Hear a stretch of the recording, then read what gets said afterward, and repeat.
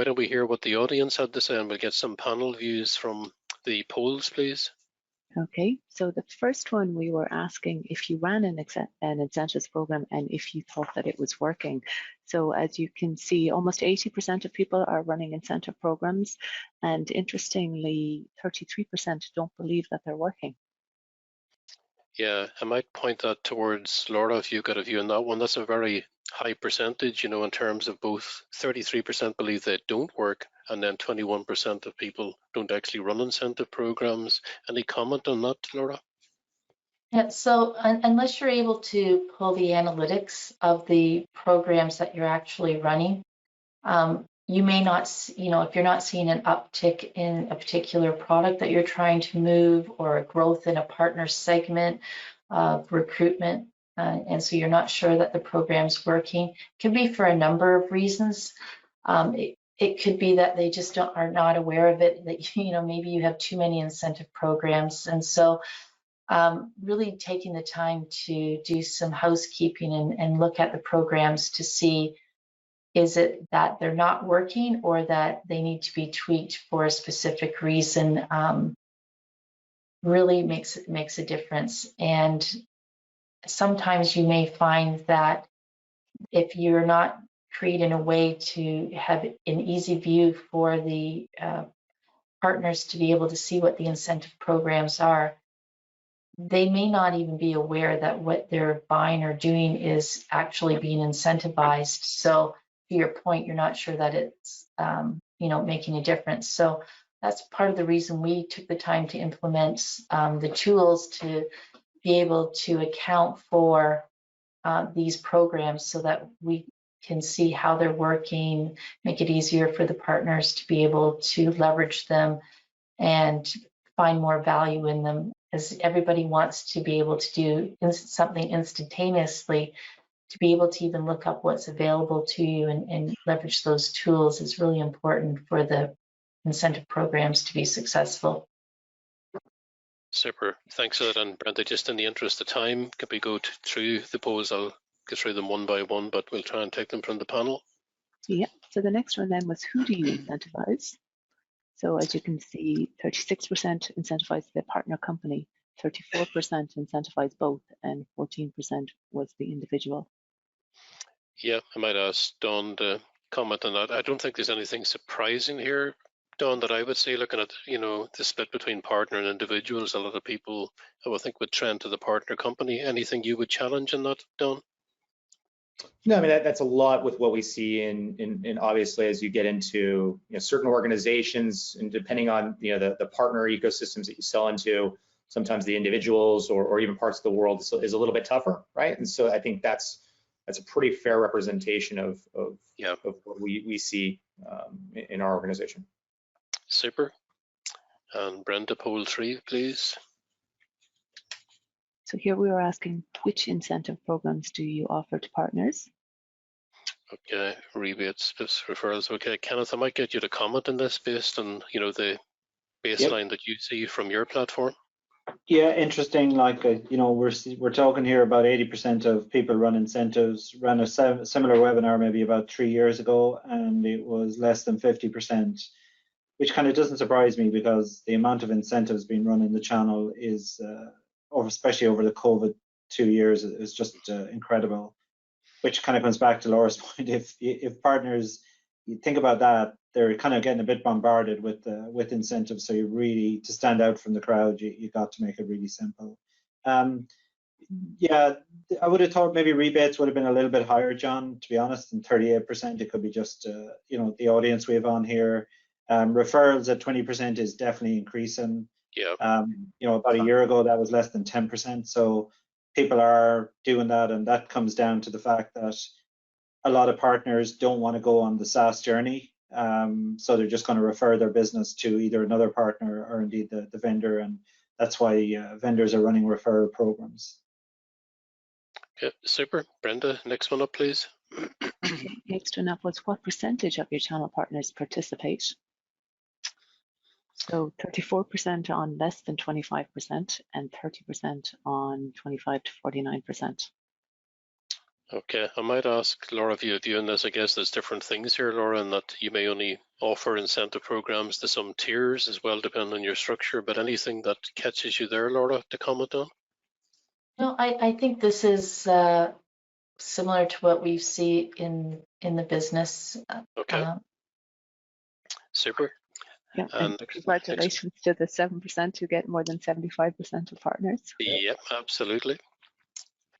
Okay, next, and then how often do you adjust your incentive program? Yeah, I don't think there's any great surprise here, Brenda. I think we'd collectively see the trend is annually, so I think that's probably fair. I think let's skip to the next one. I think though, no, I definitely agree with the numbers, John. The only comment I'd make is in a fast moving market, certain vendors have moved to quarterly because, from a competitive standpoint, they've had to do it. And that's where it's really important to have tools and processes in place, because you can't move at that speed on your spreadsheets and emails. Partners simply won't get it. So that's where you truly have to put in automation. The other thing, just to jump in there, I mean, we've I think, again, keep your core the same, and maybe even look at semi-annually, right? And how do you fine tune just to that, Kenneth, right? Because you can't set something in December and expect it. Technology and everything's moving so fast. In October the following year. Very true. Super. And then the last one was, what's the most challenging aspect of running your incentives program? So time consuming and resource intensive and lack of performance visibility are the kind of standout ones there. Yeah, and I think we all heard that from the panel during the discussion. I don't think anybody would disagree with those two particular points. So again, automation, tooling, platforms can help enormously there to make that easier. Spreadsheets, emails, very time consuming, and no visibility to partners in a timely fashion either. Okay, so that's the last poll. Super. Thank you for that, Brenda. So Brenda, you probably have a number of burning questions that have come in, so I'm going to hand to you to see if there's any that have gone top of mind for you for the panel. Okay, perfect. So I think this is one that everybody is going to relate to, and we kind of touched on it throughout the webinar, but how do you create a successful incentives program to partners that have many vendors and other incentives going on? Yeah, so I'll jump in. It comes to winning partner mindshare, guys. Honestly, keep it simple. Make sure that you're easier than the rest to understand. It doesn't even matter if you pay out more or less. Time is money from a partner, so if they can get in and out quickly, understand your incentive, they will do business with you. Ease of doing business is actually in the top 3 things when partners are surveyed, along with price and brand. And I mean, literally, it's within 1% of price and brand. It's in the 30s. So ease of doing business, never underestimate it. Thanks, Kenneth. So that was from Marcella. So Marcella, I hope that answered your question. The next one is from Brian. Are you finding your company's desire to incentivize legacy hardware sales is lessening and more focused to double down on software or SaaS sales? So I can take that. For us, we're continuing to promote and still incentivize hardware. It's the bulk of our business. We do have some service and SaaS offerings. And while we are looking at attach rates and doing different incentives towards those and looking at growth in those particular areas of our company, we are still incenting both areas. So we continue to see growth and we'll promote those until something changes.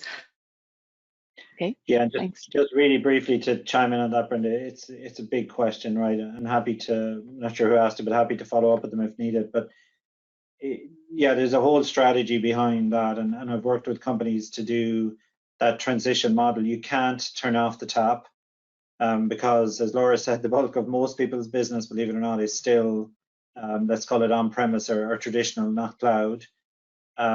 People are transitioning, but it's still like literally less than 20% of are on cloud across the majority of partner types. So you've got to have different incentives, manage the business, because you can't let the business fall off a cliff while you start paying them out a fortune to move to your cloud offerings. So there is a whole transition strategy that some companies have done a really good job on to to incentivize that migration path. Okay. And on that, I think, too, I mean, start early as you can. If you know those things are put attractive incentives in place, right? The partners that have a good success with you, if it builds up some, we'll adopt it and we'll help drive some of those behaviors. We'll take advantage of that at profitability early, and that also does pull a lot more partners to do it too, right? So start early. It's a long journey, right? Don't expect, hey, you're going to put something in place this year and it's going to yield. It's probably going to take multiple years of having the incentive in place like that to yield where you want to get. Okay, thanks, Don. Next one is from Alan. Is using spiffs still very common, as in incentivizing at the partner individual, not the partner level? What are you seeing? Yeah, very briefly from me, yeah, very more common now than it was 3 years ago. It is more US oriented, I'd say, than say other theaters or regions, because of tax compliance issues seem to be more challenging. But I did see in the poll, spiffs, I think we're at like 14. I was a bit surprised. I thought that would have been a bit higher. But again, it's just a point in time that we asked the question. So yeah, a huge amount of spiffs to individuals being run, Brenda, right now is what we see. Okay. What are some of the best ways to incentivize training? So for us, we've incentivized training by offering a ribbon program. So it's encouraging individuals inside the organization to take training, but then the rewards also go back into the partner for rebates and their quarterly incentives. And so it brings them, they also get an extra ribbon on their company logo inside of Poly as end customers are looking at who they may want to buy from, so that they can see that they are extra certified and other things, so it gives them better visibility. So it's a win-win for the partner because they get visibility and rebate dollars to encourage that training aspect. Okay, thanks, Laura. Yeah, and maybe, yeah, Brenda, that's, sorry if I can, just because that's an important one, and a lot of people struggle with that. So training can be incentivized at the spiff level, but vendors doing a good job also build it into their tiering, as Laura just described. But one of the things is training, certainly for larger vendors, can get quite complex and really confuse partners. So standing up things like a training dashboard that they can very easily see, what certs they have in their company that qualify for, tiering, because they obviously get additional discount if they get into a higher tier, and so on and so forth. So it's not just the incentivization, it's the visualization of that is really important as well. Thanks, Kenneth. One other thing to add on that, I think, look at also programs for the individuals, right?